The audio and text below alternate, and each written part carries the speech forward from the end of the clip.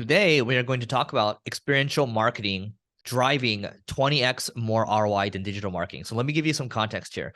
So I don't believe the interview has been released yet, but when it is released, we actually had the CEO of an experiential marketing company speak. His name's Jonathan, and he works with companies like Red Bull and like a lot like Lululemon as an example. So let me back up a second. An example of experiential marketing would be like Red Bull that does an activation at like a music festival, or Lululemon who spends $300 million a year on yoga classes, but that's experiential marketing. But all these companies have had a tough time measuring the ROI of it. And so Jonathan, what he said, I was like, okay, so what's like an amazing statistic here, right?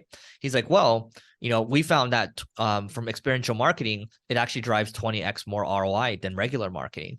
And I was like, so what does that look like exactly? What does that mean? He's like, well, like they end up, reordering and rebuying a lot more. The LTV of that type of customer is just a lot higher, right?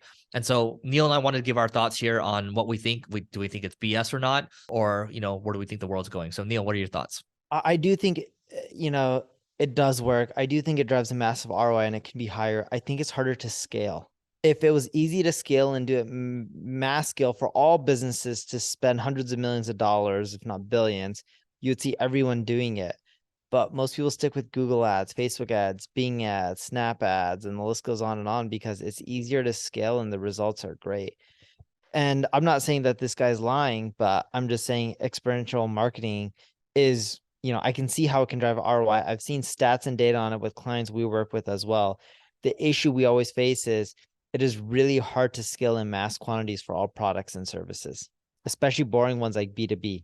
Here's what I'll say. I mean, to the B2B. So I believe this, and also what Neil's saying is not wrong, right? Like we don't all have $300 million to spend on yoga classes, or whatever form factor it is for your business. But I believe SMBs could. This is experiential marketing to me is just a form of facilitating community, and we've talked about how community helps with retention. And so if you're a small business, what you could do is maybe you can start an online group first, and then maybe eventually you can have some happy hours. Eventually you can have some conferences, right? There's a reason why I do the leveling up mastermind with because that is a form of experiential marketing, right? It builds goodwill with people. I can have, amazing entrepreneurial friends come, but I can also have current clients come or prospects come as well, just to come hang out. And it's just a good time, right? People will remember you for that. And so I think what I did ask Jonathan, and I think it's called Any Test or Any Road, I think is the company.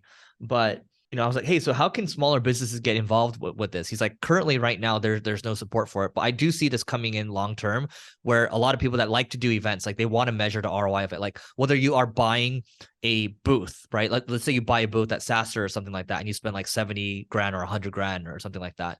You want to be able to measure like what you're actually getting from it, aside from just the leads, right? Or maybe the people that converted from you there actually end up staying a lot longer. There's no good way to measure that right now. And I believe long term, we're going to be able to get there. So I think it's exciting. Neil, do you have anything else to add?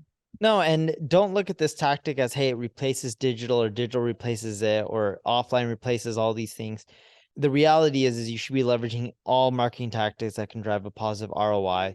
For some companies like the Lululemon, some of these things like working with yoga studios is easier to scale and more sexy than a B2B company doing something that is more into experiential marketing. So it's really going to vary per industry, per product, per service, but it doesn't mean that it doesn't work. It's worth spending time on and energy on. I've seen the stats, I've seen the data for a lot of projects. It does well, but it is hard to scale from what we've seen for most businesses. Yep. And you have to take your resources into account. So test a lot, obviously, but also, your resources are everyone's resources are limited. So take that into account. That is it for today. And if you want to hang out with us from an experiential standpoint, go to levelingup.com/founders. You can go and apply. And that is it for today.